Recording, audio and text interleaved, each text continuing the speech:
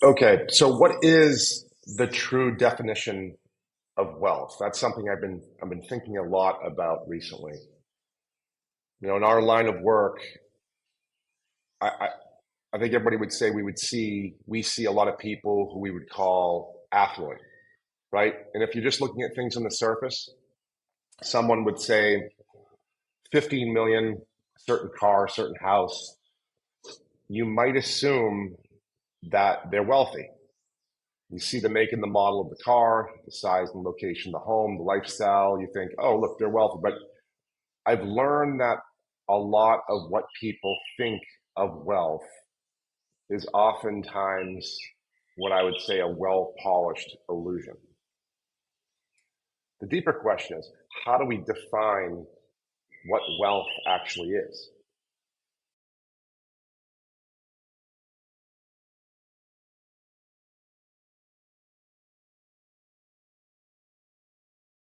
It's not necessarily money, it could be health.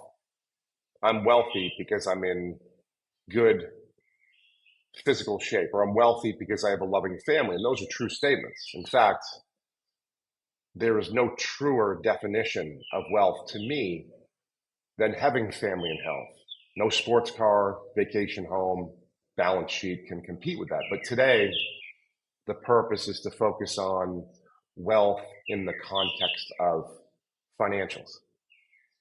And speaking from this perspective, I'd say that wealth is a measurement not of your capital so much as the growth of your capital. Either your capital is growing at a pace greater than that which you're withdrawing from it, or it's not. And if it's not, I don't care how shiny it looks from the outside, it's not wealth. So we work with this retired couple whom I consider to be quite wealthy. They're in their 70s. They have nothing to worry about financially anymore. They spend a lot less than they absolutely could, and their capital is compounding and accumulating for the benefit of future generations. And while they don't have all the money in the world, they are concerned, it is a goal of theirs, about legacy, to leave $5 or $6 million for the next generation. And I actually appreciate that desire to have that impact beyond their lifetime. I appreciate that they don't have to spend everything they can so that they can leave something for the kids, for the grandchildren. They're making a sacrifice. And on a personal level, I get fulfillment from sacrifice. Part of my morning routine, for example, every day, sometimes before the kids get up, is to do a minimum of 50 burpees. It's hard. It certainly doesn't get any easier. And there isn't a morning that I necessarily look forward to doing them necessarily, even though I know I'm going to feel physically. It's not the perfect conditions. It's not always enjoyable, but I love the feeling after completing them, knowing that I've done more before most people get out of bed. And it's this habit that keeps getting me better. It clears my mind. It gives me a sense of accomplishment, even if I weren't to do anything else fitness related that day. So what the heck does this have to do with a retired husband and wife? And I asked them to tell me about their road to wealth. They didn't come from wealth. Everything they have was saved through hard work and sacrifice. They both worked for the same company for over 3 decades. They started in entry level positions. I don't think at any point in their careers, uh, either of them made more than, say, $75,000 a year in salary.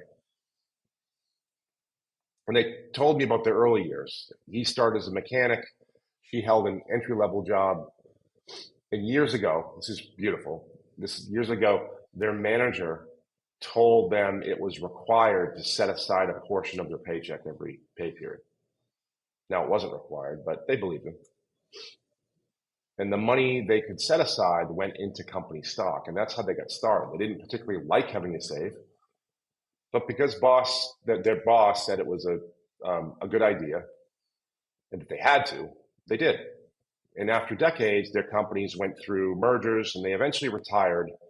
And that compulsory savings program resulted in the wealth that they enjoy today.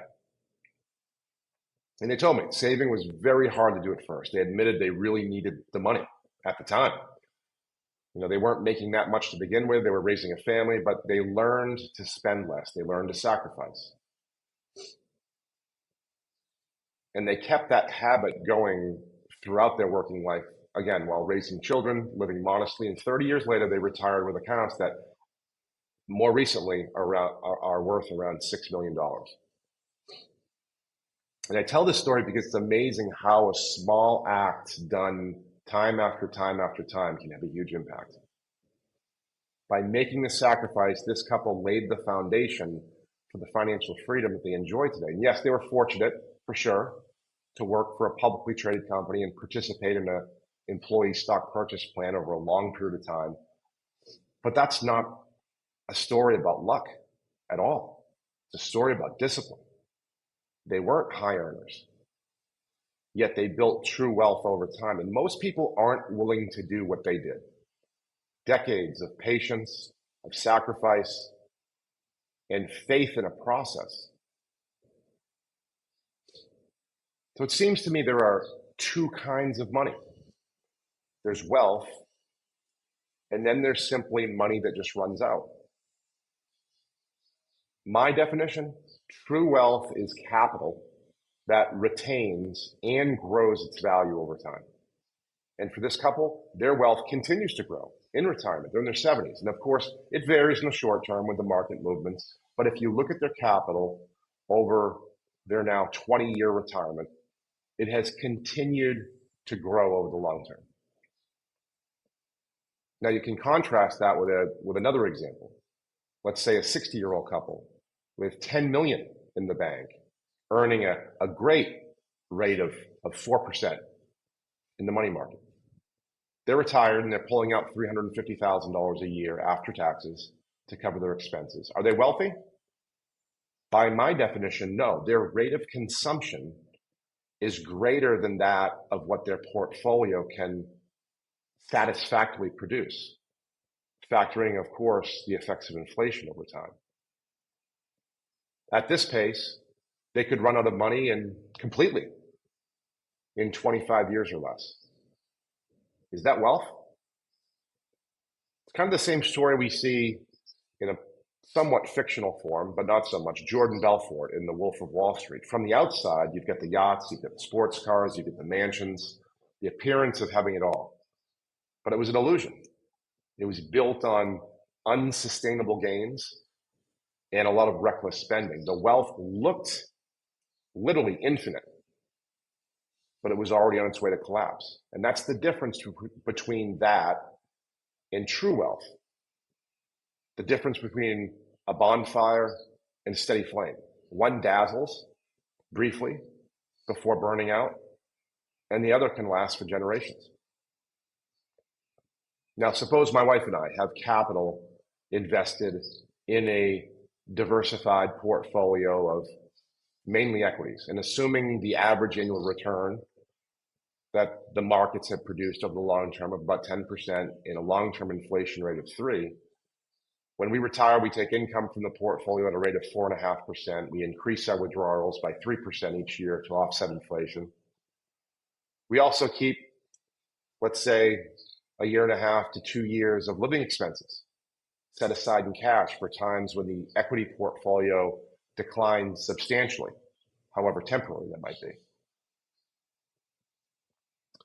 All these assumptions are part of what we know here as the goals planning statement. The plan that we prepare for each and every one of our clients at Equity. We lay it out paragraph by paragraph in writing. And here's the thing, most people avoid this kind of detail because it forces them to face the truth about spending and savings habits. But if you can push through that discomfort, you can see not only what you'll need to retire comfortably, but also what you can potentially leave behind for your children or the causes that are important to you by planning ahead, by making sacrifices and saving intentionally. We create the possibility of a legacy. So what does it take to accumulate real wealth? It's less about how much money you make and more about the commitment to your goals, the discipline that you practice, and the sacrifices you make along the way. Are you putting your capital at work or to work, creating real wealth? Or are you just biding time until it runs out?